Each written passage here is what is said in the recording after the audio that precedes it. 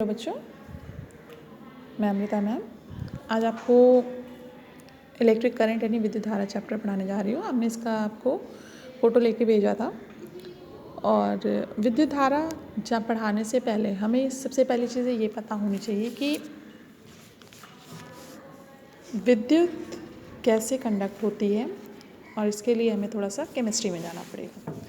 जैसा कि आप सभी जानते हैं कि कोई भी परमाणु जो है, हमने आपको बताया था अणु जो होते हैं वो परमाणु से मिलके बनते हैं। जो अणु होंगे वो किससे मिलके बनेंगे? परमाणु से। और परमाणु किससे मिलके बनते हैं? इलेक्ट्रॉन, प्रोटॉन और न्यूट्रॉन से। इलेक्ट्रॉन, प्रोटॉन और न्यूट्रॉन में जो प्रोटॉन और न्यूट्रॉन होते हैं वो नाभिक के अंदर होते हैं, ये हमने आपको क्लास 9 में पढ़ाया हुआ है। और इलेक्ट्रॉन जो होते हैं वो नाभिक के चारों ओर भिन्न भिन्न कक्षाओं में चक्कर लगाते हैं। ठीक है ना, ये आपने पढ़ा हुआ है। इलेक्ट्रॉन की खोज सर जे टॉमसन ने की है। सर जे टॉमसन ने। और प्रोटॉन की खोज गोल्डस्टीन ने की है, गोल्डस्टीन। और न्यूट्रॉन की खोज सर जेम्स चैडविक ने की है। ये आपने क्लास 8 में भी पढ़ा होगा और साथ ही साथ क्लास 9 में हमने आपको पढ़ाया था। प्रोटॉन जो होते हैं वो कैसे होते हैं? धनावेशित होते हैं। इलेक्ट्रॉन जो होते हैं वो ऋण आवेशित होते हैं, ऋणावेशित। और न्यूट्रॉन जो होते हैं वो उदासीन होते हैं। ठीक है। प्रोटॉन पर जो आवेश होता है वो 1.6 × 10⁻⁻19 कूलाम। इलेक्ट्रॉन पर 1.6 × 10⁻⁻19 कूलाम। ये धनावेश होता है, इस पर ऋणावेश होता है, और इस पर शून्य आवेश होता है। यानी प्रोटॉन और इलेक्ट्रॉन का आवेश बराबर परंतु विपरीत होता है। और प्रोटॉन का जो द्रव्यमान होता है, प्रोटॉन का द्रव्यमान वो होता है 1.67 × 10⁻⁻27 किलोग्राम। न्यूट्रॉन का द्रव्यमान भी लगभग इतना ही होता है, 1.67 × 10⁻⁻27 किलोग्राम, लगभग बराबर। बट इलेक्ट्रॉन का जो द्रव्यमान होता है वो इन दोनों की तुलना में बहुत कम होता है, 9.1 × 10⁻31 किलोग्राम। तो इसका द्रव्यमान जो हम लोग कह सकते हैं, इलेक्ट्रॉन का जो द्रव्यमान है वो प्रोटॉन के द्रव्यमान का 1/1837 टाइम्स ऑफ प्रोटॉन के द्रव्यमान होता है, प्रोटॉन का द्रव्यमान। यानी अगर 1837 या 1840 इलेक्ट्रॉन मिलेंगे तब जाकर के एक प्रोटॉन के बराबर भार में आएंगे। तो आपका जो प्रोटॉन और न्यूट्रॉन जो होते हैं, प्रोटॉन एंड न्यूट्रॉन्स जो हैं वो नाभिक के भीतर होते हैं, नाभिक के भीतर होते हैं। और इलेक्ट्रॉन जो होते हैं वो नाभिक के चारों ओर कक्षाओं में चक्कर लगाते हैं, कक्षाओं में चक्कर लगाते हैं। अब आप ये देखिए कि जो हमारा एक वर्ड था परमाणु क्रमांक और परमाणु भार होता है। तो परमाणु क्रमांक क्या होता है? परमाणु क्रमांक यानी परमाणु के नाभिक में, परमाणु के नाभिक में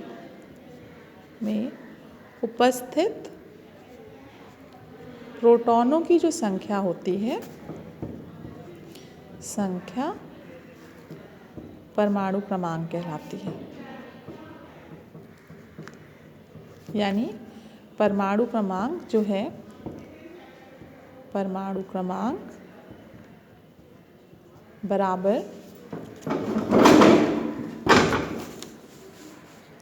प्रोटॉनों की संख्या होती है, संख्या। इसको हम लोग Z से रिप्रेजेंट करते हैं, यानी P। और किसी भी परमाणु, और जो परमाणु होते हैं वो हमारे कैसे होते हैं? परमाणु जनरली जो है वो उदासीन होता है। उदासीन का मतलब उस पर टोटल कोई आवेश नहीं है। टोटल कोई आवेश नहीं है तो उसका मतलब उसका धनावेश जो होता है वो ऋण आवेश के बराबर होता है। अगर धनावेश और ऋणावेश बराबर है और दोनों पे इक्वल आवेश होता है इलेक्ट्रॉन प्रोटॉन पे, तो यानी प्रोटॉनों की संख्या जो होती है, प्रोटॉनों की संख्या जो होगी वो इलेक्ट्रॉनों की संख्या के बराबर होती है, इलेक्ट्रॉनों की संख्या के बराबर होती है। तो यानी Z बराबर क्या होगा, P बराबर E हम लिख सकते हैं। दूसरा होता है द्रव्यमान संख्या। द्रव्यमान संख्या क्या होती है, इसको हम लोग A से रिप्रेजेंट करते हैं। ये परमाणु का जो है द्रव्यमान को निर्धारित करती है। तो परमाणु के नाभिक में उपस्थित प्रोटॉनों तथा न्यूट्रॉनों की संख्या का योग क्या कहलाती है, द्रव्यमान संख्या कहलाती है। इसको हम लोग A से रिप्रेजेंट करते हैं। A बराबर P प्लस N होता है। अब यानी पूरा भार ये रिप्रेजेंट कर रहा है और P जो है Z के बराबर है, तो A बराबर Z प्लस N भी लिख सकते हैं हम लोग, या A माइनस Z बराबर N भी लिख सकते हैं हम लोग। अब आप ये देखिए कि जो प्रोटॉन और न्यूट्रॉन है, प्रोटॉन तथा न्यूट्रॉन जो हैं नाभिक के अंदर रहते हैं ना, तो इनको हम लोग न्यूक्लियॉन कहते हैं, न्यूक्लियॉन कहेंगे, ठीक है। तो प्रोटॉनों और न्यूट्रॉनों की संख्या, तो अगर मान लीजिए कहीं पर मान लीजिए कोई तत्व X है, ये Z है, Z नीचे लिखते हैं, A ऊपर लिखते हैं, ये क्या है आपका परमाणु क्रमांक है और ये क्या है द्रव्यमान संख्या है। तो अगर इसमें हमें प्रोटॉनों की संख्या निकालनी है तो वो Z के बराबर हो जाएगी, इलेक्ट्रॉनों की संख्या निकालनी है तो Z के बराबर हो जाएगी, और न्यूट्रॉनों की संख्या निकालनी है तो A माइनस Z, यानी ऊपर में से नीचे को हम घटा देंगे, तो इसकी हेल्प से हम लोग ये निकाल सकते हैं। अब कंडीशन आती है कि कोई भी परमाणु आवेशित कैसे होता है। तो आवेशन, ठीक है, चार्ज कैसे होता है। जैसे मान लीजिए आप कोई भी है, मान लीजिए हम कहते हैं दो चीज़ों को आपस में अगर हम रगड़ते हैं तो आपस में रगड़ने पे क्या होता है, उसमें जो बाह्य कक्षा में जो इलेक्ट्रॉन होते हैं वो बहुत लूजली बाउंडेड होते हैं। वो क्या होते हैं, एक परमाणु से दूसरे परमाणु में जा सकते हैं। जब इनको हमने आपस में रगड़ा तो यहाँ से हो सकता है एक इलेक्ट्रॉन इसमें से इसमें चला जाए। जब अभी तो इलेक्ट्रॉन और प्रोटॉन बराबर थे, तो इसमें से जब एक इलेक्ट्रॉन चला गया तो अब एक इलेक्ट्रॉन की इसमें क्या हो गई, एक इलेक्ट्रॉन की कमी हो गई, और इसमें क्या हो गई, एक इलेक्ट्रॉन की अधिकता हो गई। अब आप देखिए, अभी जो प्रोटॉन और न्यूट्रॉन जब बराबर थे तब तो कोई आवेश नहीं था। अब एक इलेक्ट्रॉन की कमी का मतलब क्या हो गया, एक प्रोटॉन की अधिकता हो गई यहाँ पे। और प्रोटॉन पे कैसा आवेश होता है, धन आवेश होता है, तो इस पर धन आवेश आ जाएगा, और इस पर एक इलेक्ट्रॉन की अधिकता है, इलेक्ट्रॉन पर ऋण आवेश होता है, तो इस पर क्या होगा, ऋण आवेश आ जाएगा। यानी अगर किसी पर इलेक्ट्रॉनों की कमी होती है किसी परमाणु पर, तो उस पर कौन सा आवेश आता है, धन आवेश आता है। और अगर इलेक्ट्रॉनों की अधिकता होती है तो उस पर कौन सा आवेश आता है, ऋण आवेश आता है।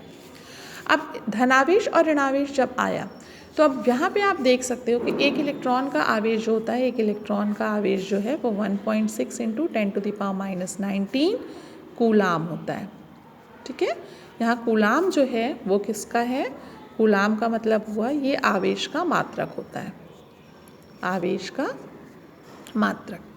अब आप ये देखिए, क्योंकि कभी भी प्रोटॉन जो है वो मूव नहीं करते एक जगह से दूसरी जगह, हमेशा क्या होता है, इलेक्ट्रॉन ही एक दूसरे पे जाते हैं। तो अगर इलेक्ट्रॉन कम हो रहे हैं तो उस पर धनावेश, और इलेक्ट्रॉन अधिक हो रहे हैं तो ऋणावेश। अब आप एक इलेक्ट्रॉन का आवेश तो इतना है, 4 इलेक्ट्रॉन का आवेश होगा तो 4 से गुणा, 5 इलेक्ट्रॉन का आवेश होगा तो 5 से गुणा। तो इसको हम लोग किससे रिप्रेजेंट करते हैं, तो अगर मान लीजिए यदि किसी परमाणु पर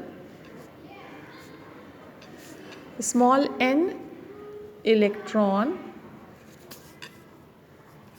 की अधिकता या कमी है तो उस पर नेट आवेश की मात्रा कितनी होगी, आवेश Q बराबर N × E होगा।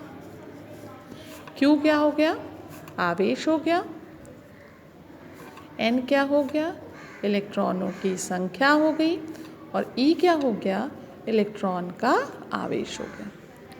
अब आप देखिए, अगर इलेक्ट्रॉन की कमी है तो कौन सा आवेश होगा? धनावेश होगा। और इलेक्ट्रॉन की अधिकता है तो कौन सा आवेश होगा? ऋण आवेश होगा। अब हम लोग इस पे बेस्ड एक आध क्वेश्चंस कर सकते हैं। जैसे मान लीजिए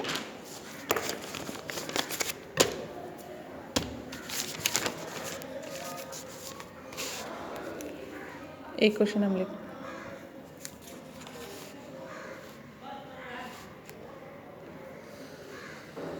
किसी परमाणु पर सामान्य अवस्था से 5 इलेक्ट्रॉन अधिक है, उस पर कितना तथा कैसा आवेश है? अब आप देखिए यहाँ पे हमारे पास क्या दिया हुआ है, सॉल्यूशन करेंगे इसको हम लोग। n बराबर 5 दिया है और ये अधिक दिया है, अधिकता है। जब अधिकता है E का मान कितना है? 1.6 इंटू 10⁻⁻19 कूलाम है। तो Q बराबर कितना होता है? n इंटू ई, यानी 5 इंटू 1.6 इंटू 10⁻⁻19, 16 पंजे 80 दशमलव, तो 10⁻⁻19 कूलाम। अब चूँकि इलेक्ट्रॉनों की अधिकता थी, इस वजह से कौन सा आवेश होगा?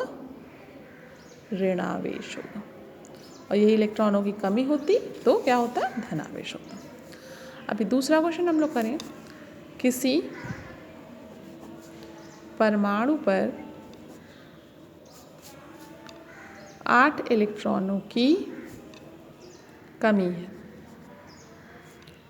उस पर कैसा तथा कितना आवेश होगा? अब आपको इसमें क्या दिया हुआ है? n बराबर कितना है? 8। इसमें कमी दी गई है तो हम लोग Q बराबर क्या लगाएंगे? Ne, यानी 8 इंटू 1.6 इंटू 10⁻⁻19। तो Q बराबर 8 संग 48, 8 एकम 8 4 12, 12.8 इंटू 10⁻⁻19 कूलाम। और चूँकि कमी थी इसलिए कैसा होगा आवेश? धन आवेश होगा। ये तो दो तरह के क्वेश्चन हुए। तीसरा, अगर मान लीजिए आवेश दिया जाए और इलेक्ट्रॉनों की संख्या निकालनी हो तो भी आप कर सकते हो। जैसे आपसे पूछा जाए किसी परमाणु पर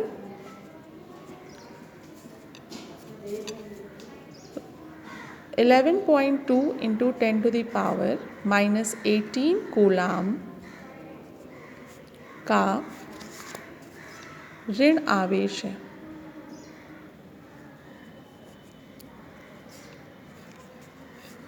उस पर कितने इलेक्ट्रॉनों की कमी या अधिकता है? अब इस क्वेश्चन में देखिए, आपको Q दे दिया गया है 11.2 इंटू 10⁻⁻18 कूलाम और आपको n पूछा गया है। तो सूत्र होता है Q बराबर Ne। तो n बराबर क्या हो जाएगा? Q upon E। Q का मान है 11.2 इंटू 10⁻⁻18 अपॉन 1.6 इंटू 10⁻⁻19। दशमलव 1 के बाद यहाँ भी लगाए, दशमलव 1 के बाद यहाँ लगाए, हट जाएगा। 16 एकम 16, 16 सत्ते 112। तो n बराबर हो गया 7 इंटू 10⁻⁻18 और ये 19 उधर ऊपर चला जाएगा तो प्लस 19। तो कितना आ गया? 7 गुणे 10 की पावर 1, 10 की पावर 1 यानी 10, यानी 7 इंटू 10 बराबर कितना हो गया? 70। 70 इलेक्ट्रॉनों की क्या हुई? अब देखो कमी है क्या अधिकता है? ऋणावेश है तो ऋणावेश का मतलब क्या हुआ? अधिकता। तो हम लिख सकते हैं 70 इलेक्ट्रॉन की अधिकता होगी। और यहीं पर अगर ऋणावेश की जगह धनावेश दिया होता तो हम लिखते हैं 70 इलेक्ट्रॉनों की कमी होगी।